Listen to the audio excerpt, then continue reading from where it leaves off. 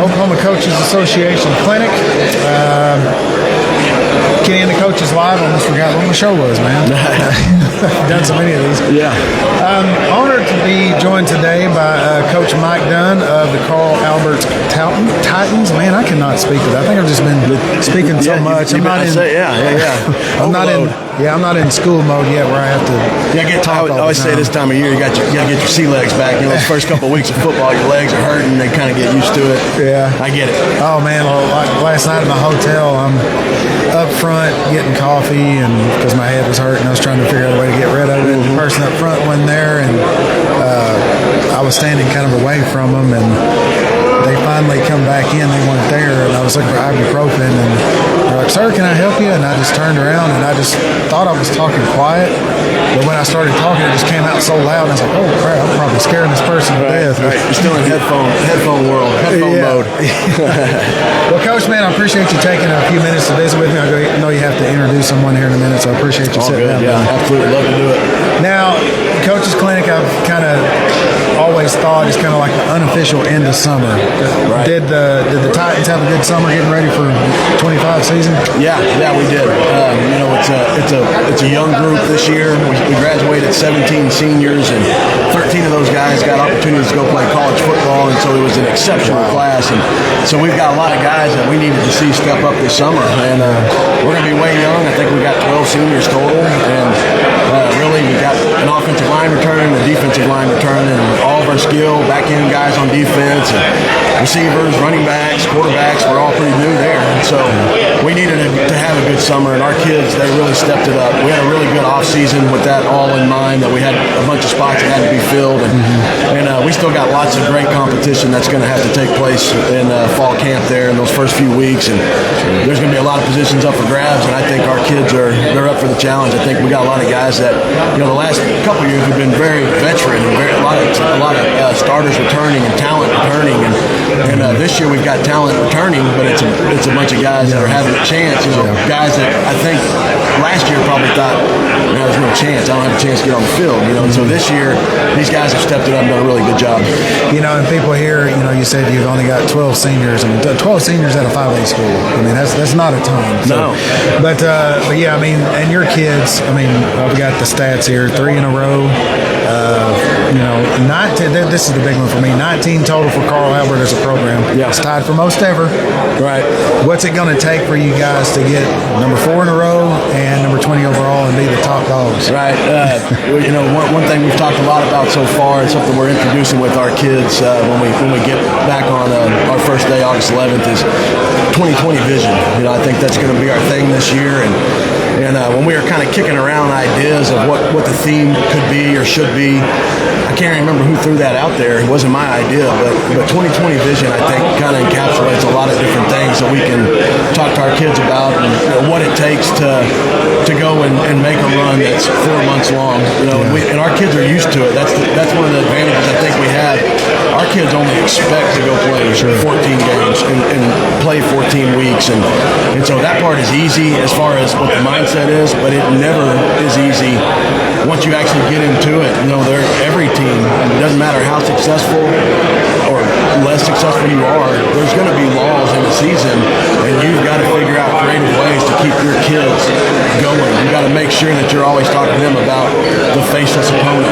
Sure. And I think that's really what it's going to take. I think we've got a talented group. We've got a group that can go and do the same things that these last few groups have done. They're just going to have to stay focused. We're going to have to grow up. We're going to have to do it fast. Yeah, I was talking to Coach Beller the other day, and I kind of asked him this question because he in the same boat, won 3 in a row and 6 straight state championship appearances. Yep.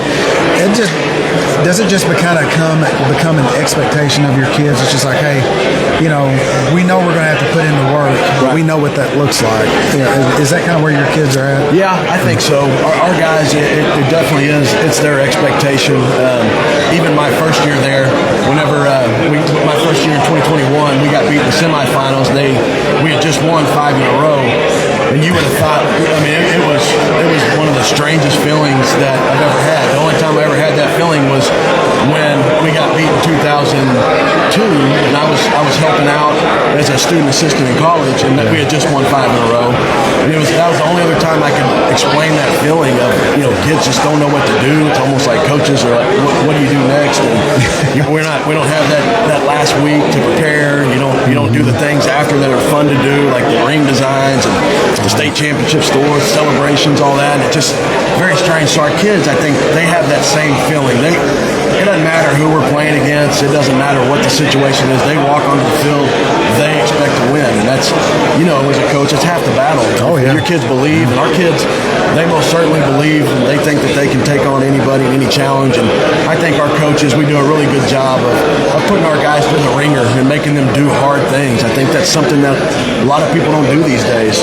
There's too many that are taken back, or they're lightening up because they're worried about the kid's going to quit, or our numbers not going to be as good as they need to be because we're too hard. I think whoever stays are going to be champions, whether that's on the field or in life or whatever it is. And so, I think you put kids through hard stuff, and the expectations, if you give them those expectations, they start buying into those expectations. And our kids, they expect to win.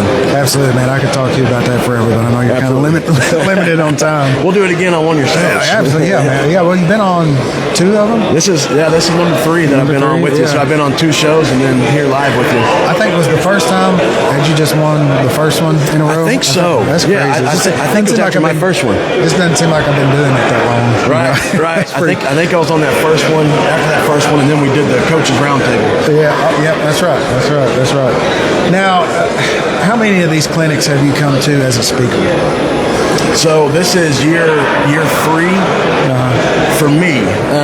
Now, when I was at Del City from 17 through the 17 and 2020 seasons, those 4 years we got asked to do some cool things. We spoke at the WinStar Clinic when they were still doing the Nike Coach of the Year Clinic there. Got to speak at that. Got to speak in Durant at the Red River Clinic 1 year. So my time in Oklahoma, I've done it 5 out of the last 9 years, basically, it's a lot of fun. Love doing it. These last 2 years, I've been able to turn it over to Coach John Herbert. He's our defensive coordinator. So today, I get to go up and I get to introduce John, and then he's going to talk a little bit about some of our defensive structure and run fits and stuff like that. So, John Herbert, all of our guys, I could ask any of those guys to get up there and speak about their position. Our offense coordinator, Brandon Johnson, our special teams coordinator, Shane Farley, and I could ask any of those guys, and at the drop of a hat, they would be up there, and they would do a great job. And I think our guys do a really good job. Last year, John spoke, Herbert, our DC, he spoke on defensive planning. He gave a Monday through Sunday plan, and this time of year, everybody's pretty much got what they want to install. Everybody knows, they've already got a plan for what their defense, offense, special teams going to look like. So I thought what John did last year was great. And there was tons of coaches that came up and said, man, that was perfect. I got things from that I can actually use this year. So I think he'll do the same thing today. He's going to talk about some everyday drills and just some run fit stuff that I think is stuff that's pretty universal. And that was something I was going to ask you on that. How do you, in doing the ones that you've done, how do you kind of determine what it is that you want to speak about? Because, I remember whenever I would come to these a lot, this is the first time I've been back in a long time, but, I would always want to go hear what people did with their, I didn't necessarily want to see X's and O's. Right. I want to kind of how you do the things that you do. But how do you kind of determine what it is that you guys are going to speak about? Yeah, so, here, I think what John did last year, I think that, like what you're on, and I think, who does a great job of it is Lauren Montgomery. Every time I've ever gone to one of Coach Montgomery's sessions, he talks about stuff that helps with culture. He talks about stuff that helps with program building. There's nobody that does it better. I'm in the same position that Coach Montgomery is, but his state of the program, if you've never seen him talk about his state of the program, when you interview him, ask him about it, it's way cool, and it's something that he does that I think is really unique, and it's something that everybody should do. I've tried to copy it, and unless you're Coach Montgomery, it's hard to copy. But I think that stuff, like you just said, trying to give coaches stuff that this late in the summer that they can use, I think it needs to be stuff that's universal and not stuff that's just completely X's and O's. Yeah. Now, that WinStar Nike Coach of the Year, that was in January. That's when coaches are going to figure out, going to look at what are some things that we can install this following year, what are some things that we can do to put us ahead of the game or get us over that hump. And so I think those clinics, X's and O's, are good. And talking scheme, if someone wants to come and listen to you talk about a four-man front, it's out there and it's in the title of your clinic that you're going to be talking four-man schemes. One funny story real quick, when that WinStar Nike Coach of the Year, so I'm at Del City.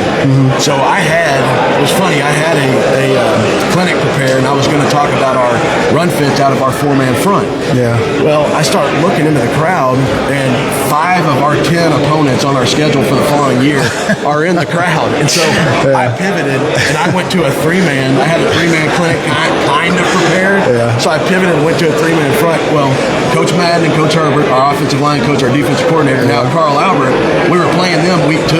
And so they were there and I remember seeing them in the crowd and we've talked about it since then. And I said, the only reason I haven't switched it up, because they were like, you talked about a 3-man front. Y'all don't even play a 3-man front. And I said, well, I saw y'all in the crowd. I didn't want to give you guys too much stuff. Y'all already good enough. That's pretty good. That's pretty good. Man, I didn't want to keep you on here too long. It's all good. I can talk to you forever. It's all good. How excited are you to have the clinic back? How many years have you been coming out here? So I've come every single year since I've been back in Oklahoma. So 2017 was my first year back. So this is year 9, I guess. Year 9. That I've come here.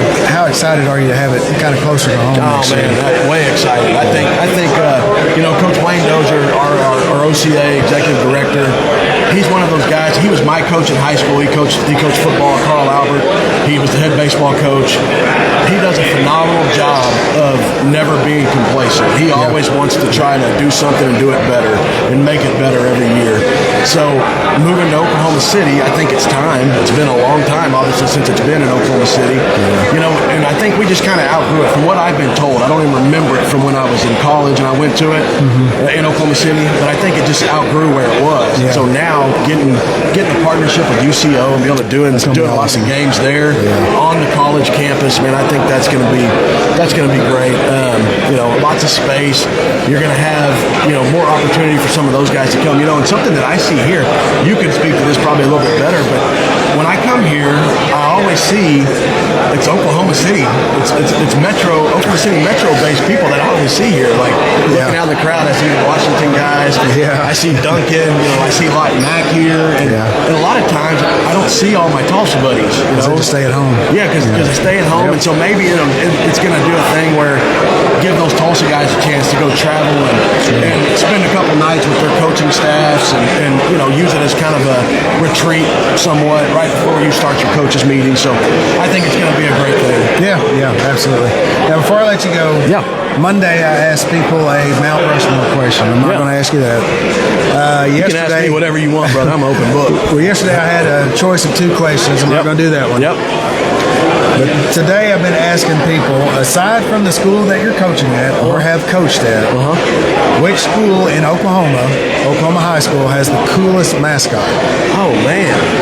It can't be an eagle or a tiger. Right. Already been there and done that. Already told Coach Hatchett he couldn't say eagle. I'm sure somebody has said the Wampus Cats already. No, they haven't. Nobody said the Wampus Cats? I only had 2 people on, and Coach Lester, I had him on. He kind of refrained from it.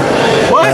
Well, he just I can't think of one. Gotcha. And then Coach Hatchett said Mount St. Mary Rocket. The Rocket, yeah. He's got some loyalties there. He's got some ties there, I think, with his brother. Yeah. Well, Wampus Cat, that's an interesting one because I really didn't even know what that thing was. I couldn't tell you what it is right now. Okay. And I looked it up whenever we kind of first started dating. And I was just like some kind of mythical cat or something, not even a real thing. So I couldn't even tell you what it is. I couldn't even tell you what it looks like. I don't even know what they put on their helmets or what the logo even looks like. I just think it's a cool name. Yeah, I think they did the claw, but I think I've seen some of their older mascots. Looks like the old school Bearcat. Hair ears. Like like the not very Alito creative. Bearcat, right?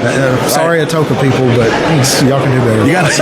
You've got a cool name at least. Yeah, the Wampus Cats. I don't know if there's any. There's not a lot of Titans. I don't know if there's a. There used to be Tulsa McLean. They were TSST. They were the Titans, but I don't think there's.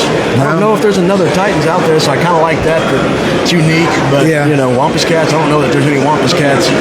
In Oklahoma or in Texas. And I kind of forgot about that, but there's always three that stick out in my head, and that's the Gold Bugs. Yep. The War Dogs. Okay. Miami, Alva, and then the Gorillas. Even though they're not a school anymore. Who was that? Pitcher. Okay. Yeah. I just thought it would be cool to be a gorilla. That would be way cool. Pitt State, all their stuff, the split face stuff that they do some really cool stuff from a branding standpoint. Those are all great choices. Well, Coach, man, it was a fun and an honor to visit with you again and actually meet you in person. Yeah, no, I appreciate you having me on here. Yeah, good luck to you this season, even though I don't think luck's got anything to do with what you got going on. Oh, man, I appreciate everybody has to have a little luck to do those kinds of things, so we'll take it. All right. We'll be back on here in a few minutes with Coach Trauma Wyatt of the Elgin Owls. See you guys then.